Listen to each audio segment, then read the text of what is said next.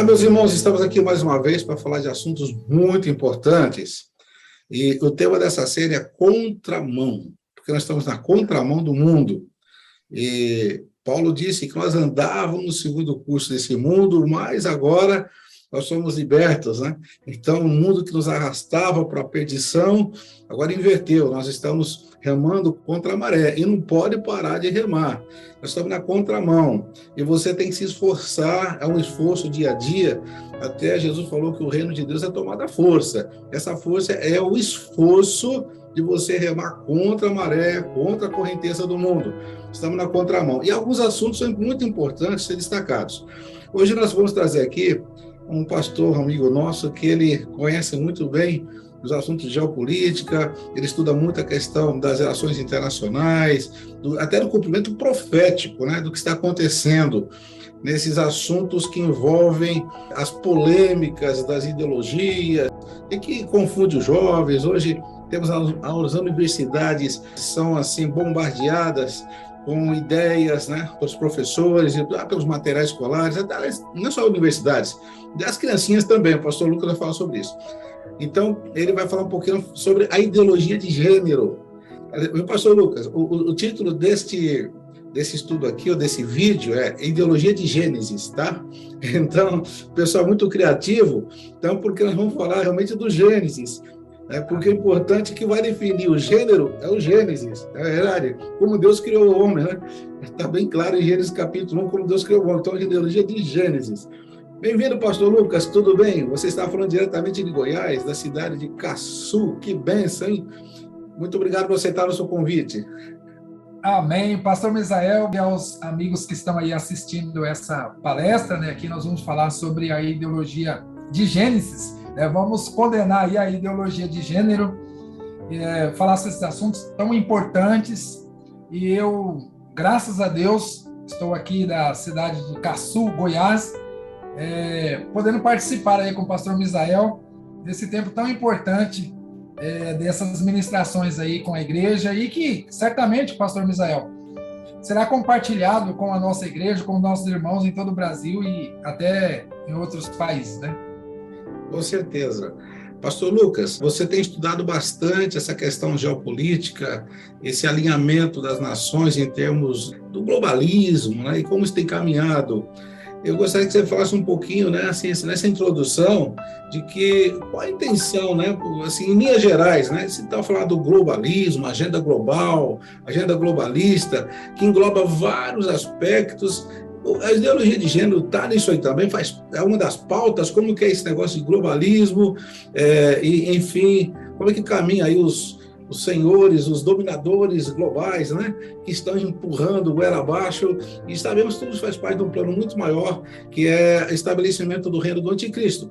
Mas, enquanto nós estamos aqui, temos ainda condição de colocar nossa opinião e, enfim, estabelecer nossos valores, nós devemos entender o que está acontecendo lá de lá e resistir o máximo que nós pudermos, não é verdade? Fala um pouquinho, então, sobre essa questão mais global, mundial, que está acontecendo na política. Pastor Misael, quando eu comecei a estudar a geopolítica e as relações internacionais, na verdade foi porque eu li um livro, né? Eu acho que vários cristãos leram esse livro e na época não entenderam direito. O Dave Hunt escreveu aquele livro, A Sedução do Cristianismo, e eu li esse livro em 2001, e ele citava o Clube de Roma, e dizia que dentro do Clube de Roma, eles formaram um grupo dentro das Nações Unidas para fazer uma religião mundial e uma governança global. E ele dizia que isso tinha a ver com o movimento ambientalista e também uma revolução sexual e um movimento do ecumenismo para fazer uma religião mundial. Então havia essa ideia ali, eu não tinha entendido direito. 2008, eu fui para o seminário, para o SEAB, glória a Deus, do SEAB, né? Pastor Elmer nos incentivou demais a estudar, e aí eu comecei a gostar demais dessa pesquisa e fui pesquisar as Nações Unidas. Então, me dediquei mais precisamente a pesquisar as Nações Unidas, e em 2015, então, eu comecei a escrever um livro que foi publicado em 2020, que é A Cruz e a Maçã, esse livro, né? O mundo entre o cristianismo e o globalismo. Então, por que o cristianismo e o globalismo? Porque o globalismo é um conjunto de iniciativas para fazer uma governança global, mas todas as ideologias que sustentam essa ideia de uma governança global, ela vem frontalmente contra a natureza do cristianismo. E a ideologia de gênero, ela veio, mal comparando aqui, como a cereja do bolo dessa nova ordem mundial que afronta os valores cristãos, mas que visa exatamente destruir a identidade humana. Então, a ideologia de gênero, ela está na base daquilo que eles chamam de nova ordem mundial, ou seja, um novo modelo civilizacional onde a identidade humana seja completamente destruída. Então, a ideologia de gênero entra nesse ponto aí. Ou seja, nesse quebra-cabeças, onde são muitas peças que tem que se montando, né? A ideologia de gênero, então, é apenas uma pecinha que vai se encaixando para que se forme, então, essa nova ordem mundial, né? Esse novo conceito de humanidade, enfim, o que eles denominam hoje agenda globalista, com vários itens, faz parte de toda uma agenda já muito mais complexa, que envolve a desconstrução da família, envolve a redução da população mundial, enfim, há vários fatores aí, né, que estão envolvidos, né, para poder haver tanta ênfase. Você vê os governos todos se alinhando, os ministérios de cultura de todos os países se alinhando nisso, as empresas hoje, inclusive, forçando essa questão que chamam de teoria da inclusão, não pode deixar ninguém de fora, as minorias, tudo isso aí faz parte de um plano muito maior, né, que está por trás disso aí, então, da nova ordem mundial e dessa agenda globalista. É isso mesmo? É isso mesmo, pastor Misael. E uma coisa importante a se ressaltar é que todas as ideologias globalistas que visam destruir o que o cristianismo apresenta como aquilo que realmente define a natureza humana, ou seja, todas as ideologias antinaturais, elas têm a sua base estabelecida na redução populacional. Então, nós não podemos olhar nenhuma das ideologias, podemos aqui dizer que a nova ordem mundial, ela é uma cultura anticristã, e essa cultura pós-moderna anticristã, ela tem várias ideologias que, ora, eles pegam, ora, eles dispensam, conforme a necessidade do momento, para avançar nessa revolução anticristã. A redução populacional, ela encabeça, ela está no topo de todas as outras. Então, vem aí, a redução populacional é a ideia central de que o planeta, os recursos são limitados, e, como de fato é um argumento plausível, porque a gente observa e vê que os recursos são limitados, e então, se a população ela continua a crescer, esse crescimento populacional chegaria a um momento onde haveria guerras, fomes, e o mundo encontraria num apocalipse por falta de recursos naturais e de alimento. Então, os iluminados, né, lá, desde o Thomas Malthus, com as ideias malthusianas, e depois as neomalthusianas, que é a redução populacional, começando pelas camadas do pobre. Então, os pobres teriam que morrer para que os ricos, porque são uma cultura de pessoas civilizadas, permanecessem no mundo. Então, a ideologia de gênero, ela veio depois da ideologia do aborto. A primeira, na escala da redução populacional, era o aborto. A segunda foi o homossexualismo.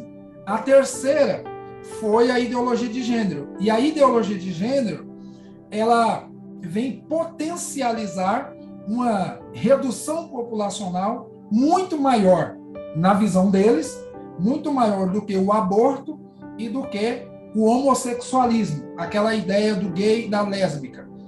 A ideologia de gênero, ela vem para ressignificar, para dizer, olha, o homossexualismo foi bom até aqui, mas agora não queremos mais isso. Agora nós queremos um lugar onde não exista nenhuma identidade, nem a identidade do gay e nem da lésbica. Então aqui nós já estamos falando de uma ideologia que se levanta contra qualquer tipo de identidade para reduzir a população mundial. Olha, dá licença um pouquinho. Então, vamos lá. Você falou aqui de 3 grandes ações mundiais. Uma delas visando a redução populacional dentro de uma agenda quase que desconhecida da população em geral. Então, o aborto não foi só uma questão de saúde pública, como alguns dizem, é só por causa daquela mulher que pode ter sequelas por causa de um aborto clandestino. Quer dizer, na verdade, faz parte de um projeto muito maior de redução populacional. É isso mesmo? É isso mesmo. Essa é uma pauta, na verdade, da esquerda, do modo geral, é isso. E por trás disso, não é a esquerda, é uma agenda globalista que necessita, de acordo com eles, haver uma redução populacional. Aí vem também depois a questão que você citou do homossexualismo ou as relações homoafetivas, porque assim também inibe o crescimento da população, é isso. Também faz parte de algo muito maior do que simplesmente a opção sexual do A ou B. Ele acha assim, eu estou optando por isso. Ele está dentro de um projeto muito maior do que uma opção pessoal que ele tem de parecer ou se comportar como alguém de outro sexo. Então, há algo muito maior por trás dessa questão pessoal, que é algo global mesmo. É isso? É isso. E aí, por exemplo, nós estamos falando aqui, pastor Misael, sobre pautas, para nós falarmos sobre a ideologia de gênero, nós temos que lembrar que ela é uma pauta de redução populacional. Então, esse é o ponto. Ela é uma pauta de redução populacional. O aborto também é uma pauta de redução populacional. Só que eles entendem, e aí o senhor fez uma citação, que é uma pauta da esquerda, mas é importante aqui a gente pensar que existe um certo nível da política mundial, da geopolítica, em que lá em cima não existe a ideia de esquerda, direita, comunistas e capitalistas, porque lá todos eles se juntam por uma única pauta, por um único objetivo, que é a redução populacional. Como os capitalistas ocidentais, os comunistas da Rússia, da China, os muçulmanos, eles também defendem a redução populacional, redução populacional aqui no Ocidente, porque lá os muçulmanos estão gerando filhos. O senhor percebeu? Os chineses estão gerando filhos.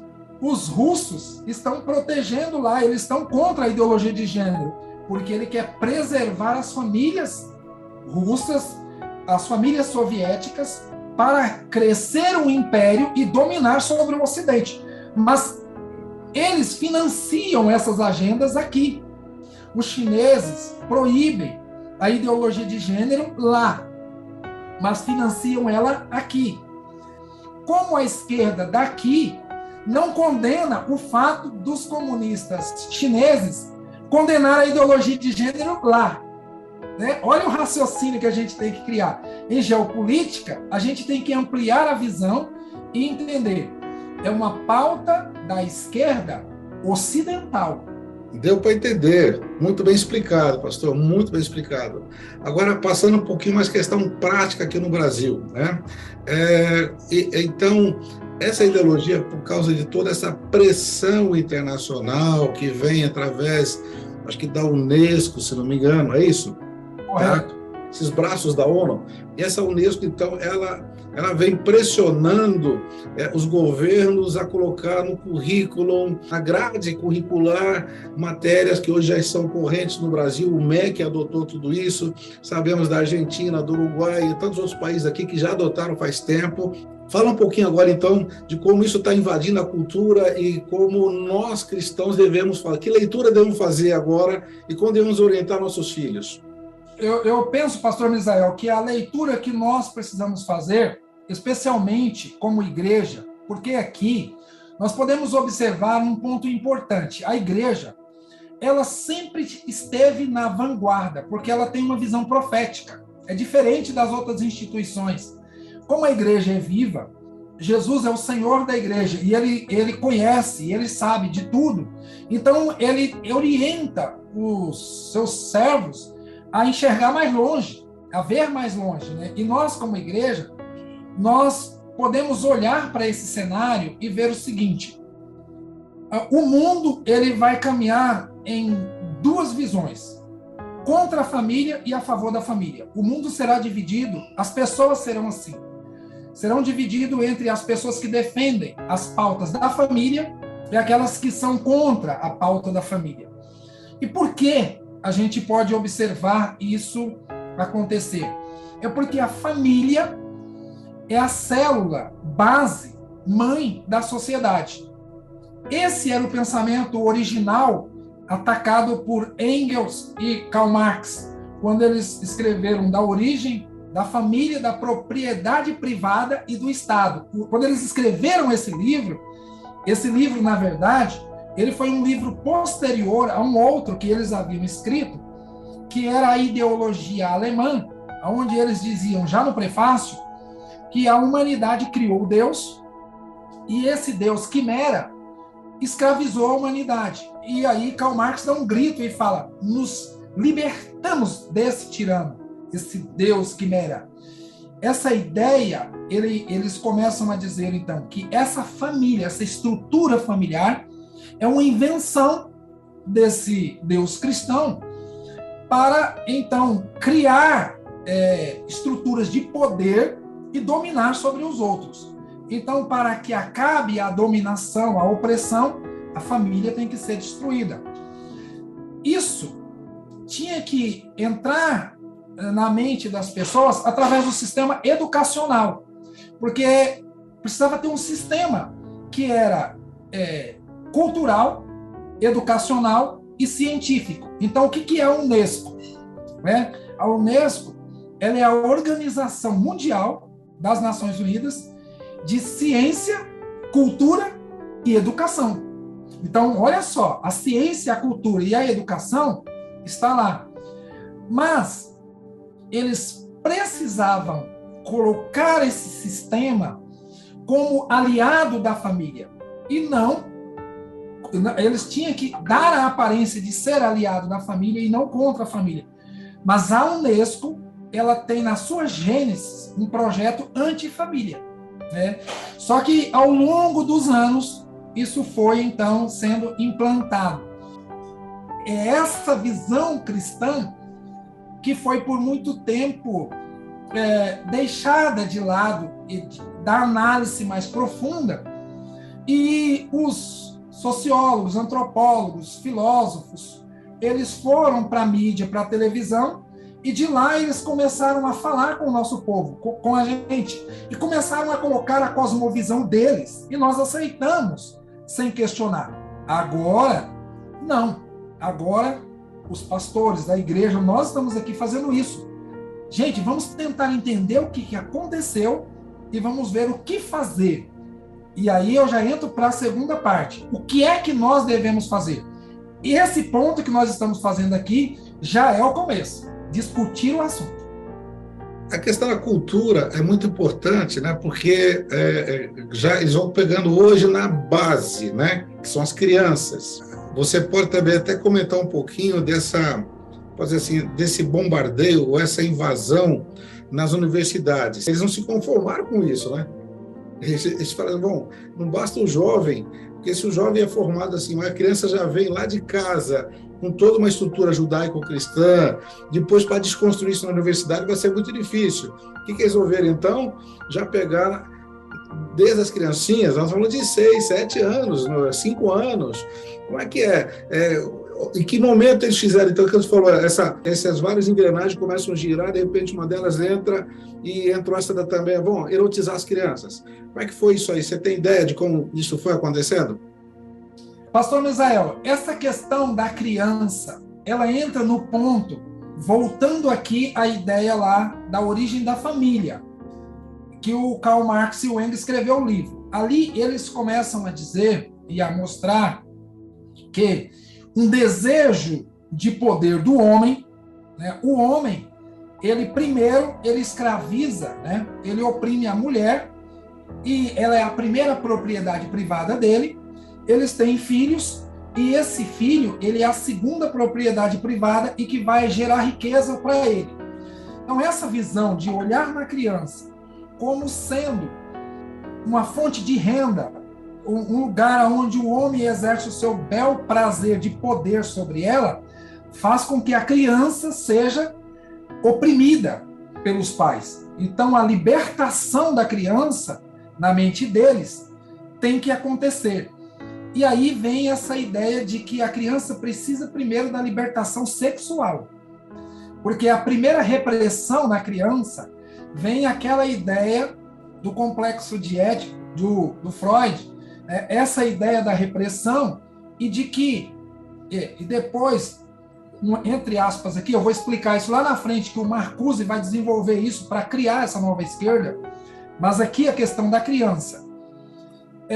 Eles acreditam, né, e eles falam isso abertamente, que a criança tem desejo sexual, desde bebê, e que a criança ela precisa exercer esse direito humano de exercer a sua plena sexualidade desde bebê. Essa é a tônica da revolução sexual, que com o Kinsey, que ele vai fazer os relatórios, que vai dar origem à revista Playboy e à revolução sexual. Mas, voltando ali, eles acreditam que essa libertação sexual da criança, o que eles chamam de o complexo de Édipo. Certo. Mas o ponto é que eles explicam isso nos livros deles. Depois a gente pode passar as fontes, né, pastor, no final desse vídeo, deixar umas fontes lá, uma lista de fontes, de livros, que as pessoas podem, inclusive, pesquisar lá no final dessa nossa palestra aqui. Essa questão da criança, ela é muito importante dentro dessa ideia revolucionária, porque eles querem pegar lá a criança e fazer uma libertação daquilo que eles chamam de opressão dos pais sobre a criança. Então, eles entendem que o Estado é que vai libertar a criança da família. Porque se a família é opressora, se o pai e a mãe oprimem a criança, alguém que não seja o pai e a mãe tem que libertar a criança. E libertar a criança de quê? Da repressão sexual primeiro. Porque, segundo eles, a criança tem desejos sexuais e existe um tabu do incesto. Porque o primeiro desejo sexual da criança, segundo eles, é o desejo pelo pai e pela mãe. Isso vem de lá de trás das ideologias das psicanálises, do Freud, mas também dos filósofos pós-modernos, como Foucault, Lacan, né? Toda aquela turma ali dos pensadores pós-modernos e depois desenvolvido pelas feministas.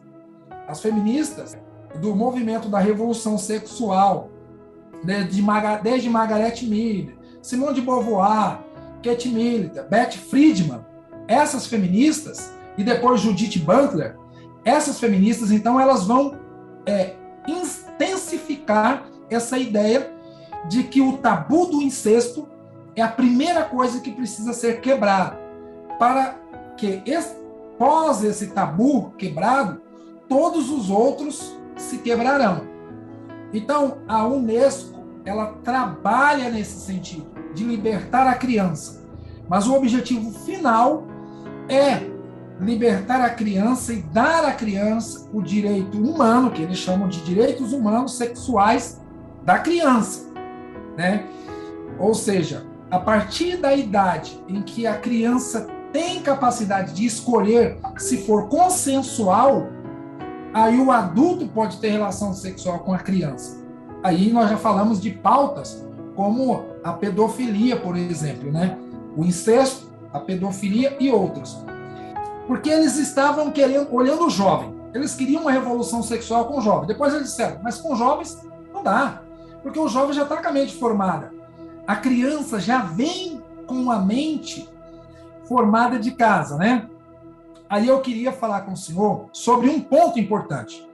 O primeiro diretor-geral da Organização Mundial de Saúde, ele era um general canadense chamado Brock Chyson. Ele odiava a escola bíblica dominical e ele tinha um ódio especial contra os professores da escola bíblica. E ele escreveu um artigo, né? E nesse artigo dizia o seguinte: olha, a criança ela é envenenada com ideias venenosas na escola bíblica dominical, por professores da escola bíblica dominical, e essas visões de pecado ensinadas pelos pais na sua casa. E essas ideias venenosas são os elementos que não deixará, não permitirá uma sociedade democrática florescer. Então, os atos antidemocráticos, segundo ele, já vinha na cabeça da criança, que os pais ensinavam em casa e o professor da escola bíblica colocava na cabeça da criança. E ele dizia, essa moral cristã do certo e do errado, e do que é pecado. Então, essas duas visões, ele dizia, essa ideia de salvação, é isso que nós temos que combater. Ele era um psiquiatra, e ele colocou isso dentro da psiquiatria e do sistema de terapia que hoje é vigente no mundo. Então, hoje, a visão clássica da terapia é dizer que ninguém é culpado. Então, a culpa, o pecado, não se fala de pecado porque gera neurose, né, na criança. Por outro lado, essa criança, segundo ele, precisava ser retirada do poder, do pátrio poder, e trazer para o poder estatal. Pastor Lucas, a gente já viu a questão da criança, você falou também da Unesco. E é uma coisa, pastor, que, assim, para a gente falar com o jovem, a igreja, ela tem várias ações agora para alcançar o jovem, porque o jovem, biblicamente, ele tem a força, a gente sabe disso, o jovem é a força. Os mais velhos têm a sabedoria, é ponderado, mas o jovem tem um ímpeto. E esse ímpeto do jovem, né, de agir, de fazer e tal, precisa ser direcionado por visões mais equilibradas. Então, o nosso objetivo é passar para o jovem uma mensagem seguinte: você, no sistema educacional, você ficou dentro de uma bolha. E nós queremos, como igreja, mostrar para você que tem um outro lado para você enxergar. Esse lado das ideologias por trás, porque eles estão mostrando uma ideologia para você de frente. A gente quer mostrar o que está por trás das ideologias. Por que essas ideologias, que aparentemente elas fazem tanto sentido, mas quando você vai observar a fundo, elas são antinaturais. Então não é uma condenação do jovem dizer, o jovem de hoje, ele abraça as coisas e tal. Não. Muitas vezes ele abraçou isso de forma enganada, porque ele não tinha uma informação mais completa do que estava por trás disso. E esse jovem, ele tem uma vocação de querer melhorar as coisas, né? E o cristianismo, ele tem essa mensagem de melhorar, transformar a vida das pessoas e melhorar o ambiente que está à sua volta. Mas a mensagem central que eu gostaria de deixar para o jovem é o seguinte: todo esse pensamento de esquerda, eles não querem transformar a vida humana para Deus, mas transformar a vida humana contra Deus. E outra coisa, eles querem transformar o mundo. É o pensamento do Karl Marx. O Karl Marx, ele queria transformar esse mundo num paraíso. É óbvio, né, no milênio nós teremos um reino milenar, o reino de Deus, onde o Senhor Jesus, ele estabelecerá o seu reino, e esse reino é um reino que transformará tudo, mas é Deus que fará isso pelo seu poder. Então, a mensagem que nós temos que levar ao jovem é: você foi enganado e precisa ter a humildade de dizer, calma aí, eu falo tanto que penso fora da caixa, mas será que eu não estou pensando tanto dentro de uma bolha que eu não consigo ver que existe um outro pensamento? E esse outro pensamento, ele é classificado como pejorativo, ele é conservador, ele é fundamentalista, ele é retrógrado. Por quê? Porque ele defende as pautas da família, porque ele defende os fundamentos da Bíblia, os fundamentos da teologia bíblica. Então essa é a mensagem para o jovem. Queremos reforma, precisamos e nunca vamos parar de reformar, mas jamais devemos aceitar revolução, porque a revolução ela destrói os fundamentos. Então essa é a mensagem, né, pastor Israel? Amém. Então, e os fundamentos são essencialmente bíblicos, certo? Não há outro fundamento a não ser a palavra de Deus. Jesus deixou bem claro naquela parábola da casa construída na rocha e daquela casa construída na areia. E disse que os dois que edificaram as casas bonitas, lindas, uma caiu. E Jesus falou assim que aquele homem prudente que construiu a sua casa na rocha é aquele que ouve as minhas palavras e as pratica. Eu sei que hoje, você jovem, praticar a palavra de Deus, sempre foi assim, mas hoje, mais do que nunca, está na contramão. Você está na contramão. Você está remando contra a maré, contra a correnteza. Vai suportar e ficar firme na fé em Jesus. Amém? Amém. Pastor Misael, eu penso que nós poderíamos falar assim mais sobre a questão da ideologia de gênero propriamente, né? Essa história, né, da ideologia de gênero, ela tem um conceito por trás, né? Um conceito por trás da ideologia de gênero, mas a história em si, ela começa lá em 1965, quando uma família, a família Heimer, né, a família americana, a mulher deu à luz a gêmeos idênticos, né? E esses dois meninos, eles chamavam Bruce e Brian.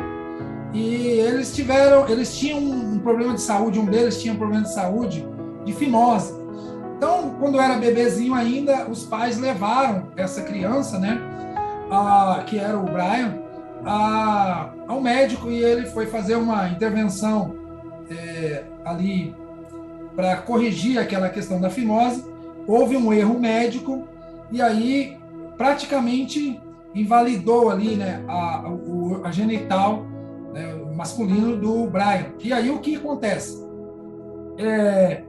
Eles procuraram, né, outros médicos e eles encontraram então um médico chamado John William Money. O John William Money, ele ficou conhecido mais como Dr. Money, mas ele é considerado o fundador da ideologia de gênero.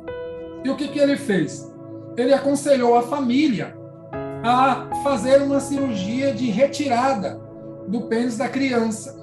E a família, então, ali pensou que não tinha outra solução, concordaram, e a criança, né, o Brian, com 2 anos de idade, foi feita essa intervenção cirúrgica e foi feita ali uma vagina, né, rudimentar ali na criança. E ele acreditava, né, esse Dr. John Money, ele acreditava que as pessoas, e ele queria provar isso para a sociedade, né, por trás dele existia uma mídia, toda uma massa de revolução sexual, provar que uma pessoa poderia nascer menino e ser transformado numa menina a partir dos costumes, da forma de criação. Então começaram a colocar esse menino para ter todo o comportamento de menina, mas ele, instintamente, ele tinha comportamento de menino. Então ele não se comportava como menina. E o Dr. John Money, ele ia lá na família constantemente, tentava fazer essa mudança, mas não conseguia. Mesmo assim, a mídia, a sociedade acadêmica, tratava isso como um caso de sucesso. E esse caso, ele foi, para resumir a história, esse caso ele foi se desenvolvendo de tal forma que no final, né, o Brian, ele suicida. Mas essa história de que havia tido um caso cirúrgico de sucesso e que realmente, com intervenção cirúrgica em criança, na tenridade, ainda bebê, poderia mudar e criar, fazer o que eles chamavam de que, eles diziam que as famílias criam viés de gênero. Então, elas podem desconstruir. Do mesmo jeito que ela constrói o viés de gênero, ela também pode desconstruir. Aí vem a ideia da desconstrução da identidade de gênero. Por quê? Dentro do conceito da ideologia de gênero, o que não se deve levar em conta é a identidade biológica. Então, eles entendem que essa questão da identidade biológica, ou seja, a identidade sexual, nada tem a ver com a expressão da sexualidade, da forma com que a pessoa representa ou é representado no meio da sociedade. Quer dizer, para eles, o ser humano, ele seria em natureza neutro. A questão biológica, ela é um mero detalhe, mas o ser humano, nessa tese, nasceria neutro. Aí a ideia do gênero neutro. E que os pais é que obrigam, né? Então eles falam que essa heteronormatividade é imposta, né? Que seria uma ditadura da heteronormatividade. E esse caso, né, do Brian, a mídia abafou, né, o caso todo da tragédia que aconteceu e colocou como caso de sucesso, e isso se tornou a base da ideologia de gênero. Isso era 1965. Porém, o avanço desse negócio aconteceu dentro do movimento feminista, porque foram as feministas que escreveram essas teorias, que foram desenvolvendo essas teorias. E o que hoje eles querem colocar no sistema educacional e colocar como obrigatoriedade, como direito humano da criança, é esse tipo de intervenção cirúrgica do que eles chamam de redesignação da orientação sexual, né? A redesignação do sexo biológico e também da orientação sexual. Viu, pastor Lucas? Parece que aquela primeira tentativa, então, de um menino se comportar como menina não funcionou, mesmo havendo uma orientação dos pais, mesmo havendo, vamos dizer assim, uma imposição de costumes, de comportamento, mas já intimamente, quer dizer, havia algo intrínseco nele que fazia ele pensar como menino, mesmo não tendo mais o órgão masculino, né, o órgão sexual masculino, é isso. Então, porque a teoria é que existe uma, vamos dizer assim, uma ditadura, né, uma imposição da família tradicional para que a criança que nasce com sexo neutro, mas a família que impõe se vai ser menino ou menina. Nesse caso, caiu por terra. E assim mesmo não admitiram, então, que esse Brian era menina, né? Porque ele pensava como menino, apesar de, talvez, colocaram roupinha de menina, tentaram brincar com bonequinha, alguma coisa aconteceu ali de comportamento, mas lá por dentro dele, que ele era menino, né? Mas o que acontece é que depois eles mudaram o nome, colocaram de Brenda, né? Foram mudando o nome para ver se, ao mudar o nome, ele aceitava essa condição. Mas ele não aceitou. Né? Mais tarde, né, lá na frente, né, o próprio, agora, né, que tinha sofrido essa intervenção cirúrgica, ele fala, né, que fizeram uma lavagem cerebral nele, mas não funcionou. Ou seja, e isso é interessante, pastor Misael, porque uma atriz aqui do Brasil, muito famosa, eu não me lembro o nome dela, que a filha dela ficava brincando de boneca, ficava fazendo essas coisas, né? Ela estava quase que pedindo perdão, né? Desculpa para a sociedade, porque a filha dela tinha essa natureza opressora. Uma coisa tão estranha, né? De menina pensar como menina. Exato, mas essa coisa estranha aconteceu, mas ela não era culpa dela, né? Então veja que nível. Uma outra coisa é que, e um pastor falou assim, Pastor Lucas, mostra para mim um pequeno vídeo da ONU, alguma coisa das Nações Unidas que ela defende isso, assim, claramente, para não ter dúvida nenhuma. Aí eu falei, eu vou mostrar um vídeo para vocês que tem 1 minuto. E o vídeo, ele até hoje está no site oficial das Nações Unidas. E o vídeo, o título do vídeo é assim, depois, pastor Misael, o senhor coloca o link dele aqui nesse documento, nessa palestra aqui. Mas ele é assim, ó, nós criamos o viés de gênero. Se nós criamos o viés de gênero, nós podemos desconstruir o viés de gênero. Então eles pegam um bebê, né, é um vídeo oficial das Nações Unidas, eles colocam um bebê no bercinho, e aí como se o bebê estivesse falando, eles vão colocando a legenda, falando aquela vozinha de bebê, e o bebê fala que os pais estão obrigando ele a ser o que ele não quer.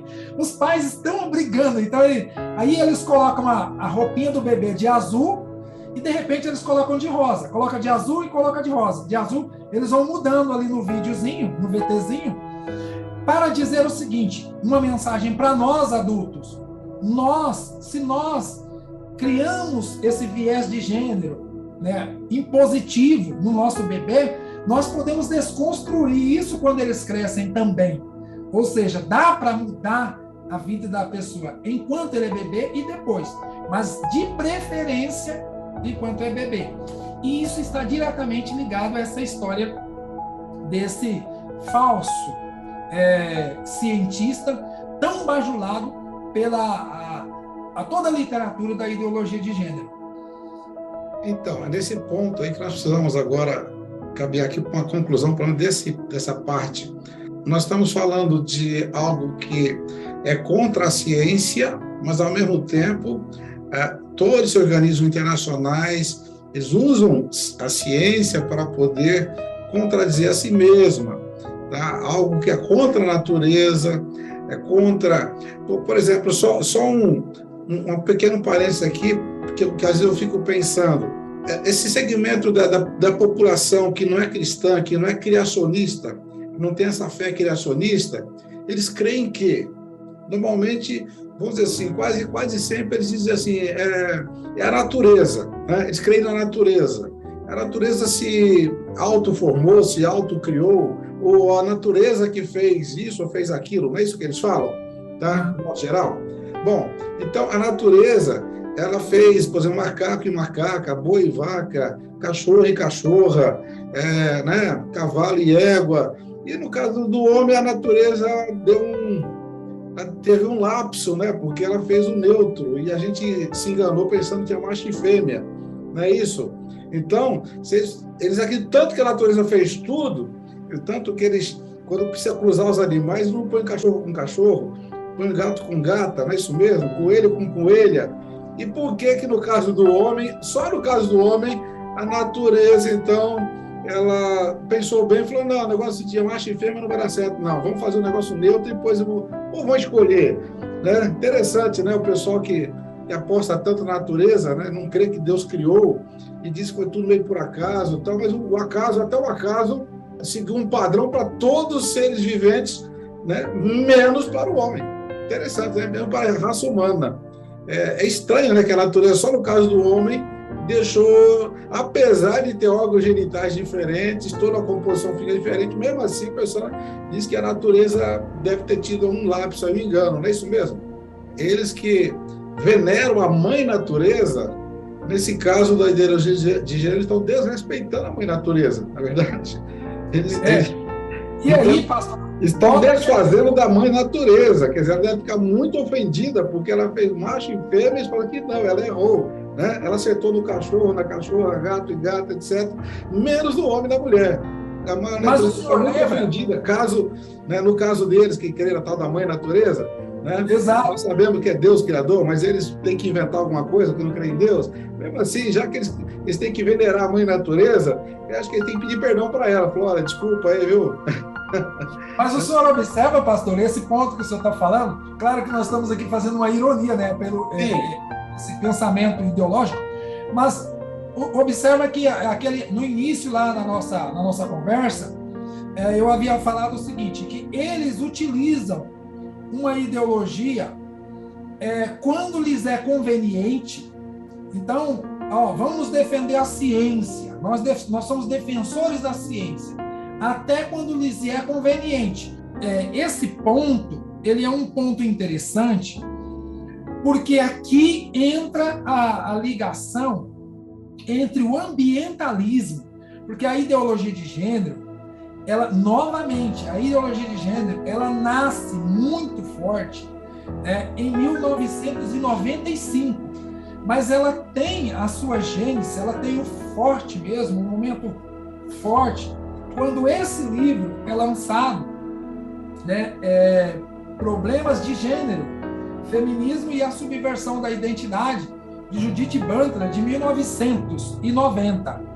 Aqui, a Judith Butler, ela vai defender a ideia, porque ela vai atacar todo o feminismo que existia até ali. Ela começa a atacar o movimento gay, ela começa a atacar as lésbicas, ela começa a atacar as mulheres. Lembra que lá atrás, as mulheres foram utilizadas como, o feminismo nasceu na primeira onda que as mulheres queriam igualdade com os homens. Mas o feminismo de gênero, ele não quer igualdade com os homens. O feminismo de gênero, ele vem para destruir os homens. É diferente, porque quer destruir a categoria homem. Mas quem que quer destruir o homem? Pergunta a Judith Butler. É a mulher. Ela fala, mas a mulher não existe. A mulher não existe. O pessoal, as feministas, ficam uma fera com ela. Fala, como que a mulher não existe? Ela diz, porque não existe nem homem e nem mulher. Não existe gay e nem lésbica. Não existe o transexual. Não existe nenhuma categoria definida. Todas as categorias, elas são políticas. Ou seja, são instrumentos para fazer avançar o tabu em direção a um sexo que não tem padrão, que não tem identidade, que é completamente neutro e que é o que quiser ser. Aí ela entende, se você se define homossexual, você está oprimindo o trans. Se você se define mulher lésbica, você está ofendendo a mulher transexual, porque você, a partir desse momento, está criando uma identidade. Aí ela defende, não existe identidade, existe performance. Olha bem aqui. Aí ela vai defender a ideia do gênero performativo, ou seja, o que é o ápice da ideologia de gênero, da Judith Butler. Por isso que ela virou a guru no mundo inteiro da ideologia de gênero. Porque ela diz, toda vez que você define um gênero, você oprime o outro. Porque um sempre será o opressor do outro. Capturou aqui, a ideia, Sim. Esse ponto é interessantíssimo, Eles vão construindo novas ideias, como se fossem revolucionárias, mas sempre uma outra desconstruindo, No caso aí, essa autora, ela vem desconstruir tantas outras teorias que vieram antes dela. Aquilo que era verdade deixa de ser verdade e busca-se uma nova verdade, Até que talvez venha outra pessoa e desconstrói esse conceito. É por isso que nós chegamos com a Bíblia. A Bíblia não muda, a Bíblia é imutável. Não tem que ficar mudando de tempo em tempo, conforme a cultura. Quer dizer, os princípios bíblicos, eles não mudam. Há mudança de costumes, de hábitos, assim, coisas, mas os valores, no sentido, os fundamentos bíblicos, em termos de princípios, são imutáveis. Isso que norteia a vida do homem na sociedade, na família e principalmente no seu relacionamento com Deus, tá? É só para a gente ver, então, como todas essas ciências, essas filosofias, elas vão sofrendo mutações com o tempo, tá? E elas vão, se você falou do socialismo, já mudou bastante. Aliás, e tudo que vem sempre vem sofrendo mudanças, Então, a única que nós podemos colocar aqui, o único fundamento que nós temos hoje que é imutável, essa rocha inabalável é a palavra de Deus. Como Jesus disse, eu sou o mesmo ontem, hoje e serei eternamente. E a palavra de Deus, ela permanece para sempre.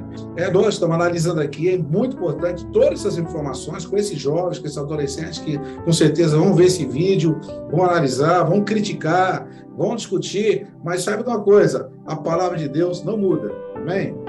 Pastor Misael, esse ponto que o senhor levantou aqui sobre a palavra de Deus, o senhor vê o quanto é importante os fundamentos.